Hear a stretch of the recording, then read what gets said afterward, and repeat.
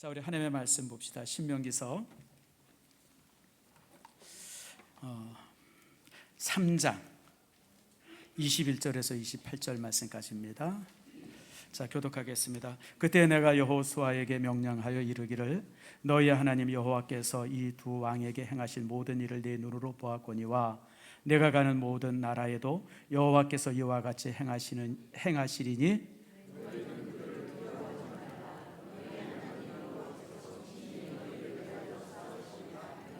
그때 내가 여호와께 간구하기를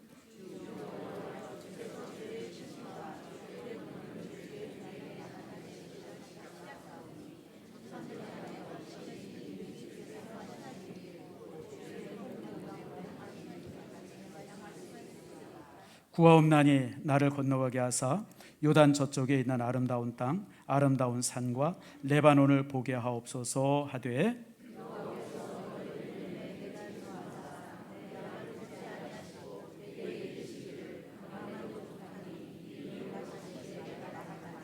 너는 비스가산 꼭대기에 올라가서 눈을 들어 동서남북을 바라고 내 눈으로 그 땅을 바라보라. 너는 이 요단을 건너지 못할 것임이니라.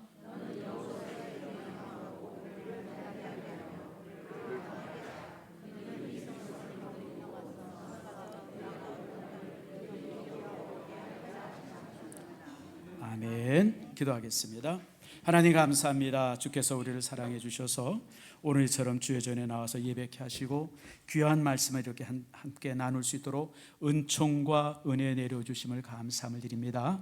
오늘 예배 하나님 축복하시고 우리가 주를 향해서 아름답게 예배할 때 하늘의 놀라운 것으로 채우시는 축복 내리워 주시옵소서. 특별히 이제 말씀을 듣습니다. 하나님의 말씀은 살았고 운동력이 있습니다. 양날선 검 같습니다. 말씀이 우리 안에 임해서 그 말씀의 능력과 말씀의 예리함으로 우리의 죄와 거짓된 것을 잘라내 주시옵소서.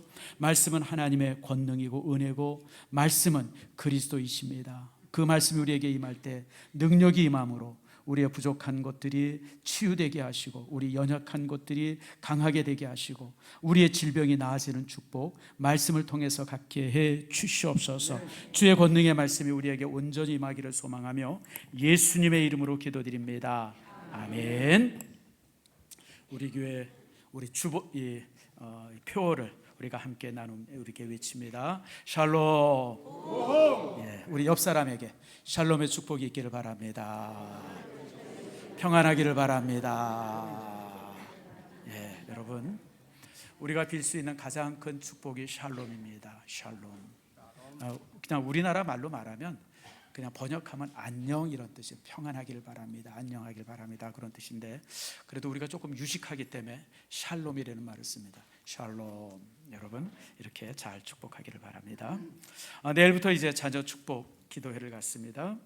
1년에 한 번씩 갔는데 여러분 이 기간을 통해서 아이들이 새벽 예배를 경험하게 하고 새벽에 그 다음에 이제 또 이제 그 교회에서 마련한 이제 장학금도 이제 받게 하고 그 아이들에게 얼마나 큰 이제 좋은 그 추억이 되겠습니까?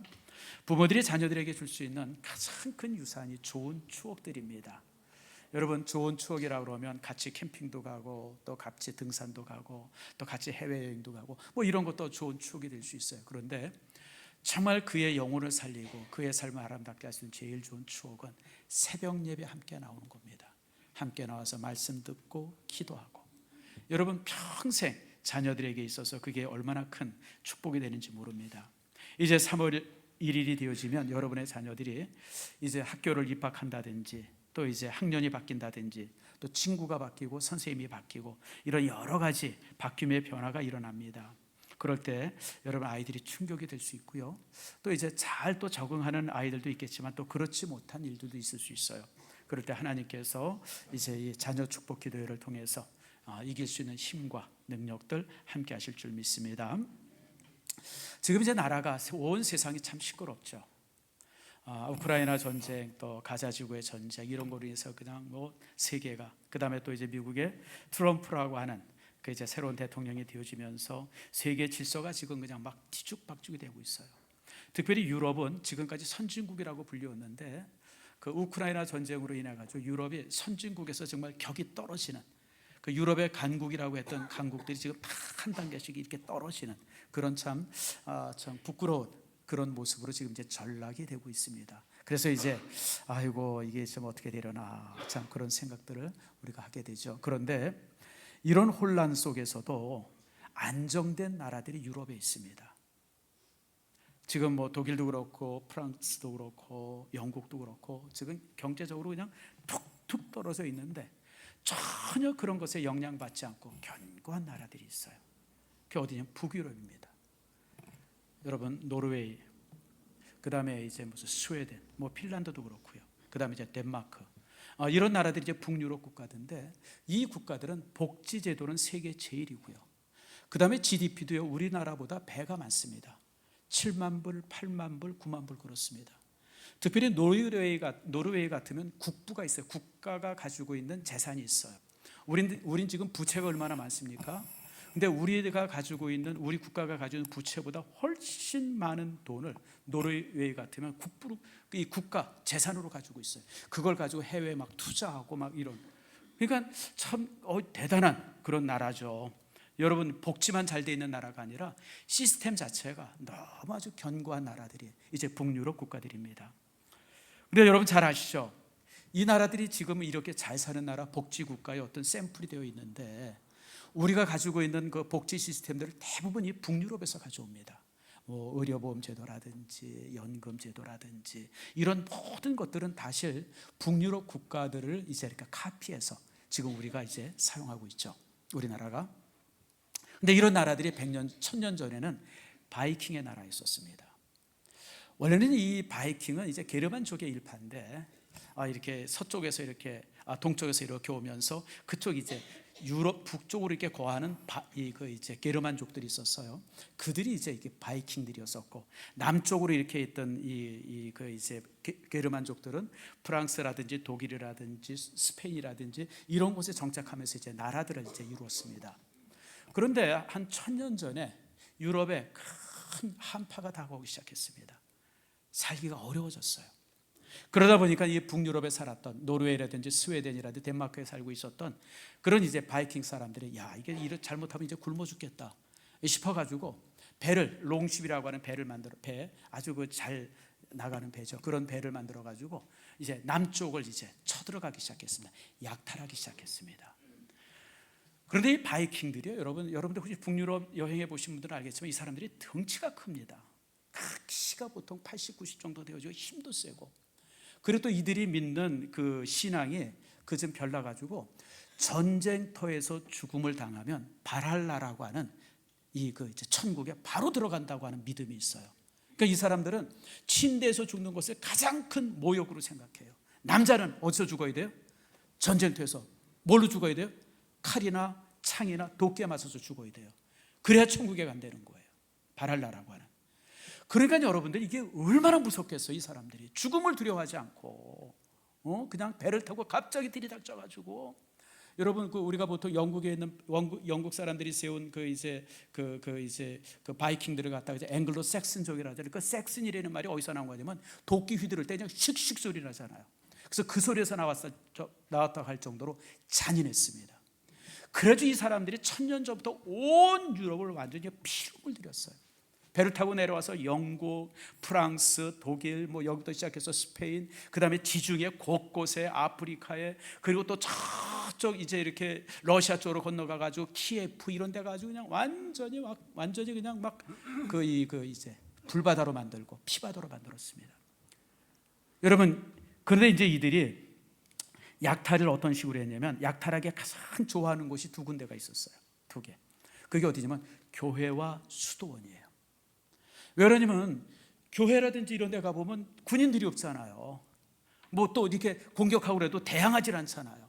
그래도 교회, 특별히 수도원 같은 데는 뭐가 많았냐면 보물들이 많았어요. 성도들이 헌금하고 뭐 이런 것들이 교회 수도원 창고에 이제 가득이 많으니까, 그러니까 배를 타고 내려가다가 십자가만 보면 그냥 신이 난 겁니다. 쫓아가가지고 그냥 완전히 불바다로 만들고 다 사.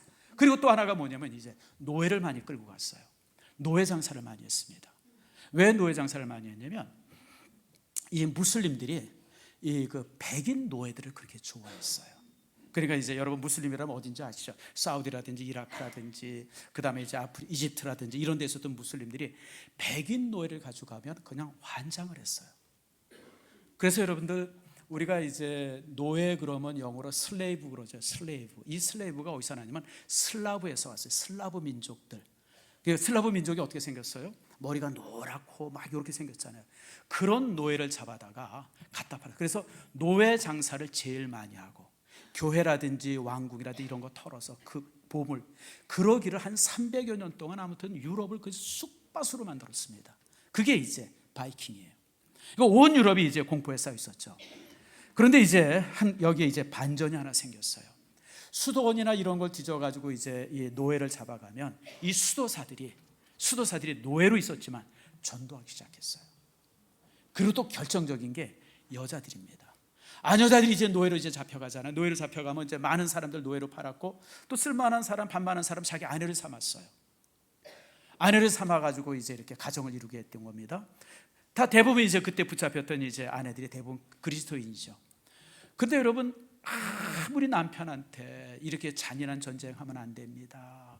뭐 이렇게 사람 노예로 팔면 안 됩니다. 뭐 아무리 얘기해도 여러분 이게 습관이 고쳐지지 않죠. 그냥 여전히 변하면서. 그래서 이 아내들이 이 생각을 바꾸기 시작했어요. 어떻게 바꿨냐면 내 남편은 전도할 수 없다. 이제 끝났다. 그러나 내 자녀들을 전도하자. 그래서 바이킹과 강제 결혼해서 낳아진 아이들을 이제 가리키기 시작했어요. 말씀을 가리키기 시작했고 기도하기 시작했고 그들에게 이제 찬송을 가리키기 시작했고 그래서 그들이 이제 점점 크고 성인이 되어지면서 성인이 돼가지고는 그리스도인으로 변하기 시작했습니다.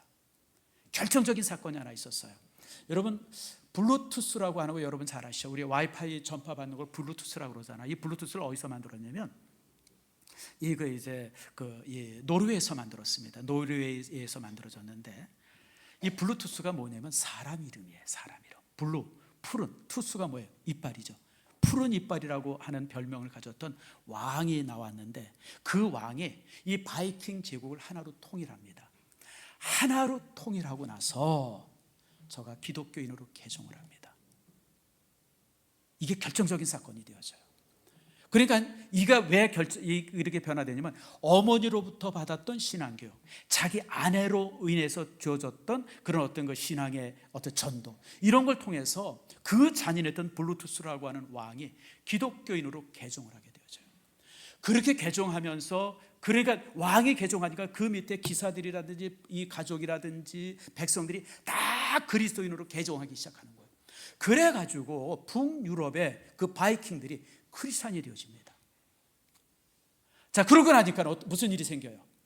더 이상 그들이 손에 도끼를 안 들어요. 더 이상 배로 몰고 가가지고 사람들을 잡아오지 않습니다. 그러면서 유럽의 바이킹의 공포가 이 여인들로 인해서 바이킹의 공포가 끝이 납니다. 그래서 바이킹이 1000년 전부터 시작해가지고 한 300년 동안 그냥 온 유럽을 불바다로 만들었다가 갑자기 바이킹이 확 사라져 버렸어요. 그 사라짐이 누구냐면 노예로 잡혀갔던 여인들, 그들이 자녀들을 훈련하면서 그런 변화를 만든 겁니다. 지금은 여러분 잘 아는 것처럼 북유럽이 얼마나 좋은 나라가 되어 있습니까?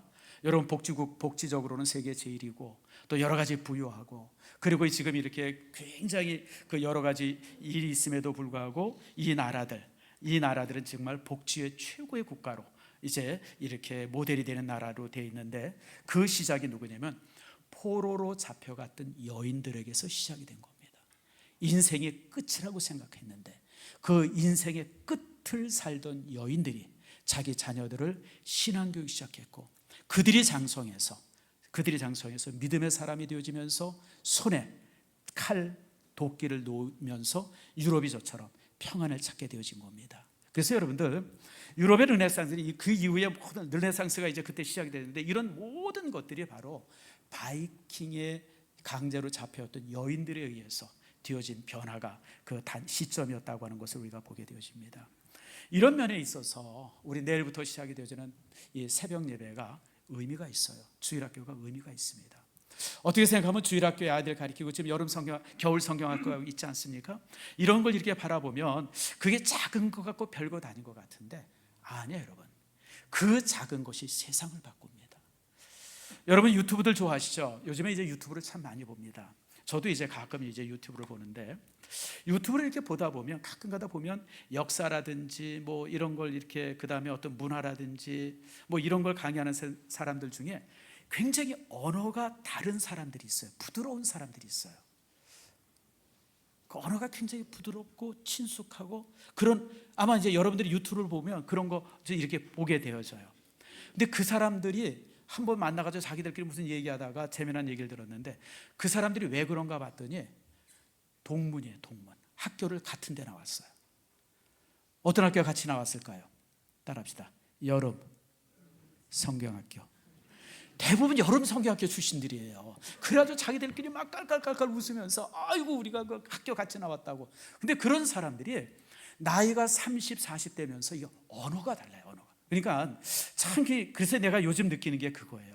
아, 이게 똑같은 사람이라도 신앙 안에서 자란 사람과 그렇지 않은 사람들은 언어가 다르구나, 말이 다르구나, 참 그런 걸 느끼는데, 여러분 우리가 지금 이제 교회 안에서 되어지는 우리 성경학교 하죠, 또 이제 특별 새벽 예배 하죠. 이런 걸 통해서 키워진 여러분의 자녀는 나중에 성인이 되어지면 그들이 삶이 달라지고 언어가 달라지고 판단이 달라지고, 그래서 그들이 따라합시다. 세상을 바꾼다. 어떻게 바꿔요? 더 좋은 세상으로 바꾼다고 하는 사실을 기억하시길 바랍니다. 오늘 본문은 사실 이제 우리에게 이걸 말씀하고 있습니다. 그래서 오늘 시간에 이 본문의 말씀을 통해서 우리가 이제 몇 가지 중요한 부분을 우리가 봅니다. 여러분, 본문은 모세가 이제 그 마지막 백성들에게 유언을 남기는 말씀이 오늘 우리가 읽은 이 본문의 내용입니다. 신명기서는요, 이스라엘 백성들이 가나안 땅에서 이 광야에서 40년 동안 헤매다가 이제 요단강을 건너기 위해서 그 앞에 모였을 때 쓰여진 책이 신명기서입니다.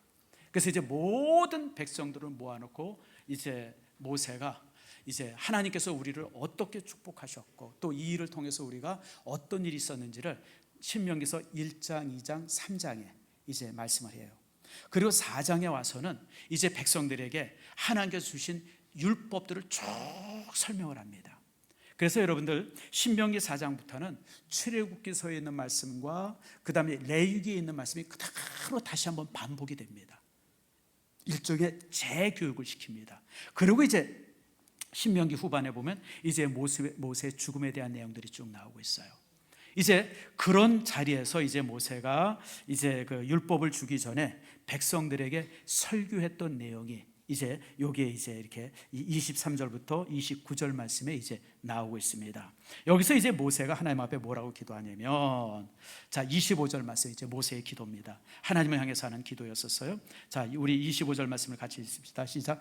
구하옵나니 나를 건너가게 하사 요단 저쪽에 있는 아름다운 땅, 아름다운 산과 레바논을 보게 하옵소서 하되. 여러분, 당연한 소망이죠. 모세가 광야에서 40년 동안 방황했던 것은 딱 한 가지 이유밖에 없어요. 가나안 땅에 들어가고자 하는 그 한 가지 이유 때문에 40년 동안 그렇게 백성들과 이렇게 같이 이제 이제 여행을 했던 겁니다. 그리고 이제 요단강 저편에 딱 섰어요. 그리고 이제 하나님께서 말씀하신 대로 그 비스가 산 그 꼭대기 올라가서 가나안 전체를 바라봅니다. 아마 성지순례 가신 분들은 이제 그 기억해 보세요. 이 비스가 산에 딱 올라가면요, 그 올라가면 바로 발 밑에 뭐가 있냐면 사해 바다가 있어요. 그리고 발 밑에 여리고성이 보입니다. 그리고 조금 보게 되어지면 예루살렘이 보입니다. 그리고 그 뒤쪽에 베들레헴이 보입니다. 그러니까 가나안 땅의 거의 꽤 많은 부분들이 한 30%, 40%가 이 비스가 산에 보면 산이 딱 보입니다. 그 산을 바라보면서 모세가 기도하는 거예요. 하나님, 이제 가나안 땅이 저 앞에 있습니다. 내가 저기 들어가서 백성들에게 이 땅을 정복하고 백성들에게 다 땅을 나눠주겠습니다. 하나님, 그렇게 하겠습니다. 그리고 기도한 거예요. 당연한 기도죠. 그걸 위해서 40년을 살아왔기 때문에. 그런데 문제가 있어요. 26절입니다. 이렇게 기도했는데 하나님의 응답이 옵니다. 따라해 보세요. 그만해도 족하니 이 일을 다시 내게 말하지 말라. 세상에 당연히 하나님께서 이제 들어가라, 가서 저 땅을 정복해라, 그렇게 하나님께서 허락하실 줄 알고 기도했는데 하나님의 말씀이 단호해. 됐다, 그만해라, 너는 여기까지다. 이게 얼마나 원통하고 얼마나 억울한 하나님의 거절입니까?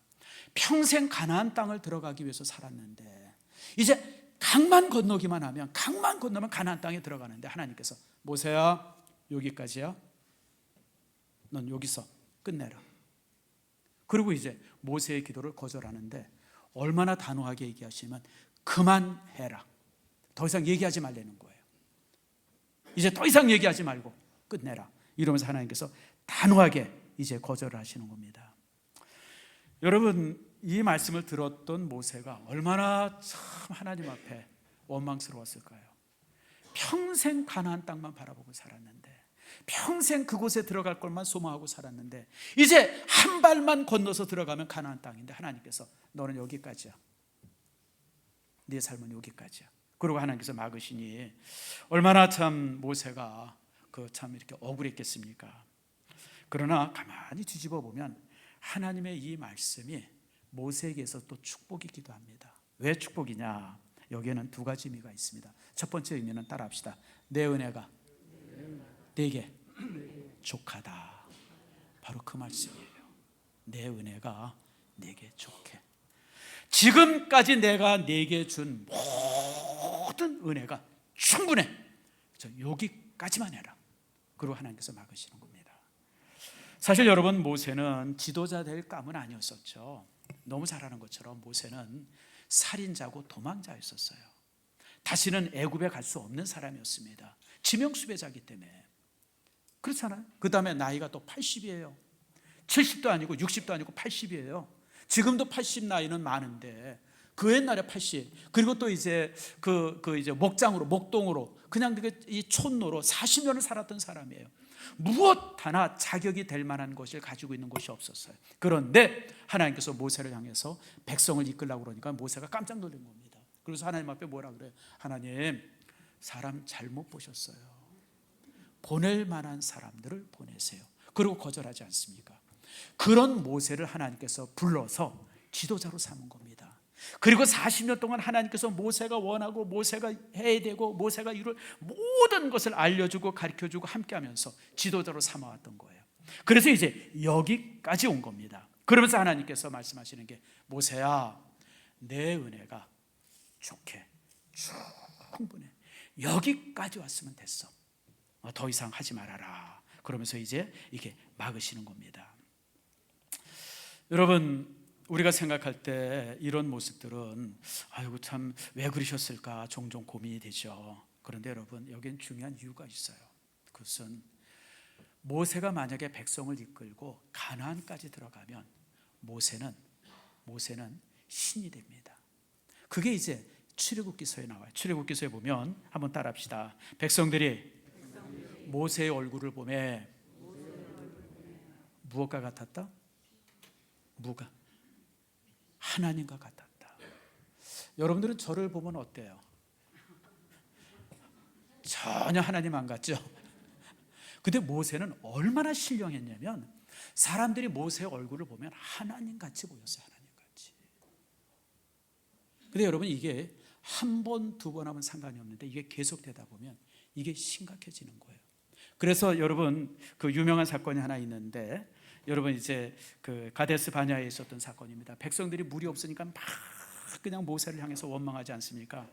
그렇게 원망할 때 모세가, 하나님께서 모세에게 명령을 합니다. 모세야, 네 지팡이로 이제 이렇게 돌을, 저 바위를 가리켜라. 그러면 거기서 샘이 터질 것이다 라고 말해요. 근데 모세가 성질이 나가지고, 화가 나가지고 방망이를 가지고 그냥 막 후디러칩니다. 펑 터서 물이 나왔어요. 그때 하나님께서 모세를 향해서 경고합니다. 네가 하나님이 아닌데, 너는 그냥 대언자니까 그냥 시키는 대로만 하면 되는데 네가 왜 바위를 쳐가지고 네가 물을 내는 것처럼 그러느냐. 그래서 하면 호되게 야단을 맞습니다. 바로 그거예요. 여러분들, 우리 인생이라고 하는 것이 원하는 것이 다 되면 좋을 것 같은데 아니에요. 여러분, 하나님께서는 우리의 인생을 이처럼 미완성으로 남겨둘 때가 종종 있어요.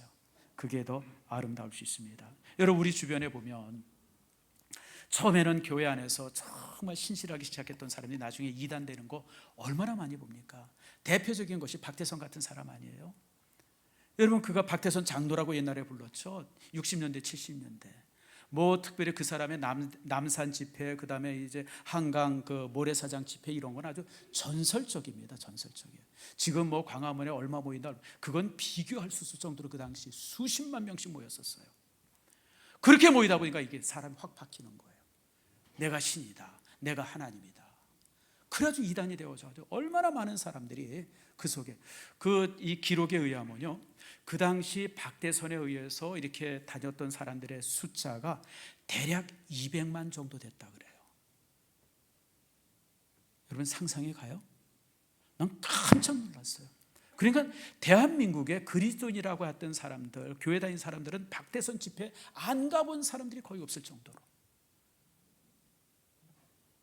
여러분, 이게 이제 문제가 되는 겁니다. 그래서 하나님께서는 모세를 죽게 하되 시신을 찾지 못하게 합니다. 시신을. 자, 신명기 34장 5절과 6절인데요. 자, 우리 말씀 한번 볼까요? 시작. 이에 여호와의 종 모세가 여호와의 말씀대로 모압 땅에서 죽어 부올 맞은편 모압 땅에 있는 골짜기에 장사되었고 오늘까지 그의 묻힌 곳을 아는 자가 없느니라. 하나님께서 시신을 감춰버렸어요. 아무도 모르게. 그래서 모세의 이 무덤은 지금까지도 발견이 되고 있지 않아요. 자, 그 다음에 여기에 좀 더 자세히 유다서 1장 9절에 나옵니다. 같이 한번 읽읍시다. 시작. 천사장 미가엘이 모세의 시체에 관하여 마귀와 다투어 변론할 때에 감히 비방하는 판결을 내리지 못하고 다만 말하되 주께서 너를 꾸짖으시기를 원하노라 하거늘. 다시 말하면 모세가 딱 죽었을 때 마귀와 그 다음에 이제 미가엘 천사가 와서 그 시신을 가지고 다퉜다고 하는 기록이 유다서에 있어요. 결국은 이제 아마 미가엘이 모세의 시신을 취했고, 그리고 이제 어느 한 곳에 숨겨서 장례를 지냈던 것 같아요. 왜 그럼 하나님께서 모세의 무덤조차도 남기지 않았을까? 이유가 뭐예요? 그가 하나님이 될까봐, 우상이 될까봐 그랬던 겁니다. 그러므로 여러분들, 하나님께서 종종 막으시면 막음의 이유가 있음을 알길 바라요. 두 번째로, 그만해도 족하다라고 하는 이 말씀은 모세의 충성이 족하다고 하는 거예요. 지금까지 내가 했던 거 충분히 됐어, 충분히 잘했어. 여러분, 이 말씀이 어디에도 나옵니까? 마태복음 25장 21절에도 나오지 않습니까? 뭐라고 그럽니까? 여러분, 마태복음 25장 21절 한번 같이 읽읍시다. 시작. 잘하였도다 착하고 충성된 종아, 내가 적은 일에 충성하였으며 내가 많은 것을 내게 맡기리니 내 주인의 즐거움에 참여할지어다. 예, 잘했다, 됐어, 너만큼 하면 됐어, 그만큼 하면 됐어. 그러면서 이제 모세에게 이제 하나님께서 축복하시는 말씀이 되는 겁니다. 사랑하는 성도 여러분, 제가 여러분에게 말씀드립니다. 내가 시작했다고 해서 꼭 내가 모든 것을 다 완성해야 된다고 하는 그런 강박관념을 버리길 바랍니다. 결자에 지리는 말이 있죠. 이제 이렇게 묶은 사람이 풀어야 된다. 물론 그 말도 맞아요. 그러나 하나님께서는 우리의 사역을 미완성으로 남겨둘 때가 참 많습니다. 여러분, 잘 기억하세요. 내가 다 완벽하게 하고 다 완전하게 하고 내가 그냥 이루고자 하는 것들을 다 이루어야 된다고 하는 그런 생각을 가질 때가 많은데, 따라합시다. 교만이다. 교만이에요, 여러분들. 우리가 다 완전하게 할 수가 없어요. 그럴 수도 없고 그렇게 되지도 않고. 자, 한번 예를 들어 봅시다. 만약에 여러분이 원하는 대로 지금까지 청년부 때 학생 때부터 생각해가지고 시작해서 여기까지 오면서 여러분이 원하는 대로 다 되었다 그러면 여기 있겠어요, 없겠어요? 솔직히 얘기해 보세요. 그럼 여기 있을까요, 여러분? 저도 마찬가지예요. 저도 만약에 하나님께서 제가 기도한 대로 다 허락했다 그러면 저 여기 안 있죠. 저 아마 용산 가 있을 거예요. 아니면 여의도 순복음교회 가 있든지. 여러분, 하나님께서는요, 내가 교만하거나 내가 넘어지지 않도록 적당한 선에서 항상 막아주세요. 그게 축복이에요. 하나님께서 왜 모세를 여러분 가나안 땅에 들여보내는 거, 하나님께서 그게 뭐가 어렵겠어요? 근데 하나님께서는 더 놔두면 모세가 우상이 될 것 같아요. 모세가 교주가 될 것 같아요. 하나님께서 우리가 모세야 너는 여기까지다라고 막는 겁니다. 그러면 여러분들, 여러분의 인생을 살면서 조금 부족하거나 조금 미흡하다 그러면 여러분 그거 가지고 참 슬퍼하거나 뭐 그러지 마세요. 여러분 그게 하나님께서 여러분을 쓰시는 방법이에요. 사실 저는 이 말씀을 일주일 동안 이렇게 쭉 준비하고 기도하면서 사실 제가 이 말씀에 참 위로가 많이 됐어요. 여러분 알다시피 저는 하나님께서 주신 그 이제 재능이 참 많습니다. 정말 하나님께서 제게 많이 주셨어요. 여러분 얼굴도 커가지고 멀리 있어도 항상 가까이 있는 것처럼 보이죠. 그것도 얼마나 대단해요. 그 다음에 또 무슨 뭐 음악, 뭐 미술, 체육 제가 다 잘해요. 제가 잡기에 못하는 게 없어요. 바둑도 조금 들 줄 알고 장기도 제가 전에 있던 제가 부목사로 있었던 시절에 제가 챔피언이었었어요. 장기 안 해본 지가 지금 30년이 넘었지만 저는 또 잡기에 능한 사람이에요.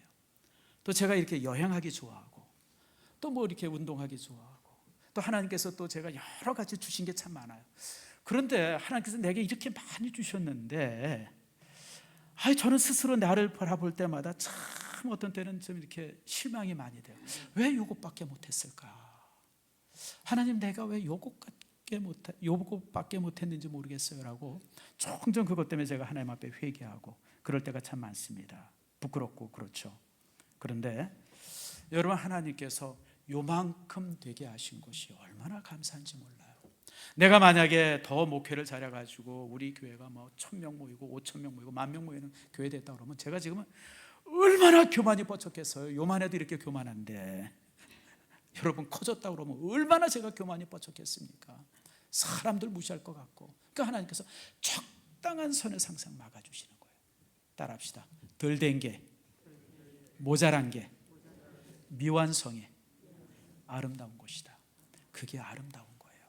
하나님께서는 우리가 더 이상 이제 이렇게 잘못되지 않게 하시라고 적당한 선에서 이렇게 막아주신다라고 하는 겁니다. 그러므로 여러분들 여러분의 모습들이 지금의 여러분의 모습이 원하는 대로 되지 않았다고 해서 후회하거나 섭섭해하거나 부끄러워하거나 안타까워하지 말길 바랍니다.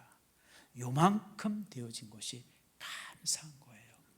여러분 뭐 우리 주변에 또 성공한 사람도 있죠. 잘난 사람들이 있고요. 뭐 대단한 사람이 있어요. 그런데 여러분 하나님 앞에 가보세요. 따라합시다. 똑같아요 여러분들. 지금은 뭐 이 땅에서 뭐 조금 잘난 것 같이 뭐 폼도 잡고 그러고 그러는데 하나님을 바라보실 때는 똑같아요 여러분들. 집에서 여러분들 개 키워보시잖아요. 고양이 키워보시잖아요. 지들끼리는 서열이 있어요. 여러분들 아세요? 특별히 여러분 개들은요 이 서열이 무섭습니다. 이 늑대들의 중요한 것이 서열이에요. 서열. 그래서 개들이 새끼를 낳아가지고 막 똑같은 새끼들 한 7, 8개 날 때가 있잖아요. 그럼 이놈들이 조금 눈 뜨고 조금 발발거리고 다닐 때 되면 그때부터 싸우기 시작해요. 왜 싸우는지 아세요? 서열 정하는 거예요.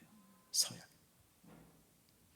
근데 여러분 쥐들끼리는 서열이 있어서 1번부터 9번까지 쭉 있는데 주인이 바라볼 때는 서열이 있어요? 없어요? 여러분 똑같죠. 그놈이 그놈이지. 하나님께서 우리를 바라보는 것도 똑같아요. 우리끼리는 뭐 조금 앞선 것 같고 덜 선 것 같고 뭐 덜한 것 같고 잘한 것 같고 막 그래서 우리끼리는 뭐 그런 경쟁을 하지만 하나님께서 바라보실 때는 똑같아요. 그저 다 이쁠 뿐이에요. 여러분 그런 여러분의 자신을 기억하시길 바랍니다. 자 그러면 이제 여기서 이제 중요한 것이 있어요. 뭐냐면 자 이제 모세야 그만해라.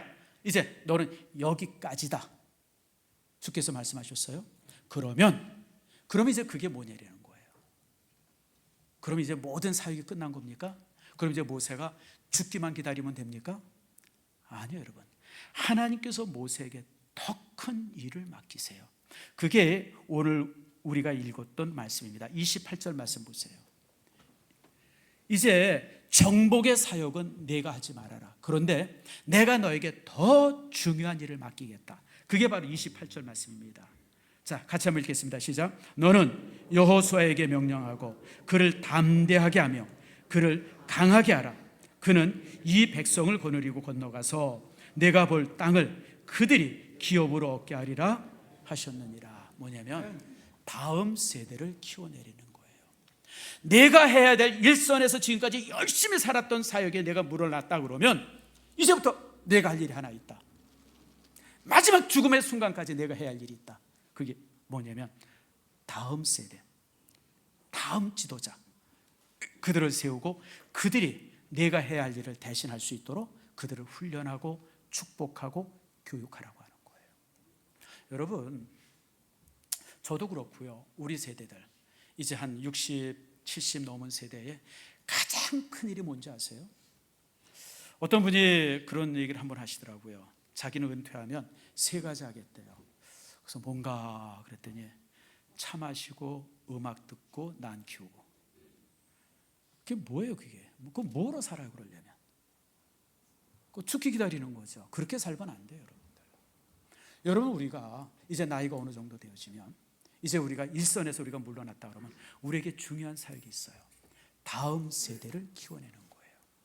그게 여러분의 가정에 있는 손주일 수도 있고, 그게 우리 교회 안에 있는 주일학교 학생들이 있을 수 있고, 그게 또 여러분들 뭐 이 사회에 있는 청년일 수 있지만, 그들을 키워내는 것이 이제 가장 중요한 그리고 가장 큰 사역이 되어지는 거예요. 하나님께서 모세에게 이제 정복의 사역은 너는 이제 끝이다. 이제부터 정복의 사역은 내가 더 이상 얘기하지 말아라.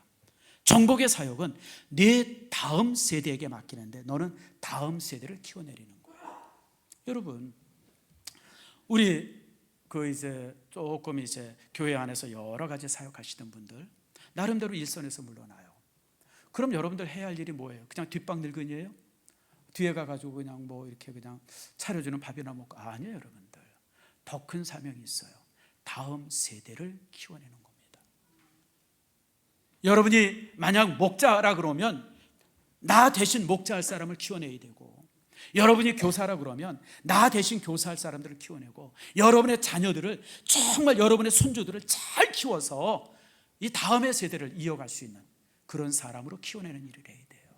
그래서 여러분들, 내가 무엇인가 일하고 무엇인가 세운 것보다 더 중요한 사역이 다음 세대를 키워내는 겁니다. 여러분들 항상 기억하세요. 요즘에 우리 청년 세대를 MZ세대라고 그러죠. 여러분, 요즘 청년들이 참 아주 멋있죠. 잘생기고 덩치. 요즘에 등록하는 우리 이제 30대, 40대, 뭐 이렇게 20대 이런 청년들을 보면 그냥 키가 그냥 나보다 이만큼씩 더 커요. 안학자손이 됐나 이게. 그냥 체형도 멋있어지고 보면 안 이쁜 사람이 하나도 없어요 실질적으로. 그래서 종종 이제 요즘 세대가 MZ세대라고 그래가지고 또 뭐 이렇게 저렇게 비난하는 사람들이 많더라고요. 뭐 버릇이 없다든 이기적이라는 둥 뭐 이렇게 저렇게 MZ세대를 막 그러고 그래요. 아니에요 여러분들, 그런 소리 하지 마세요.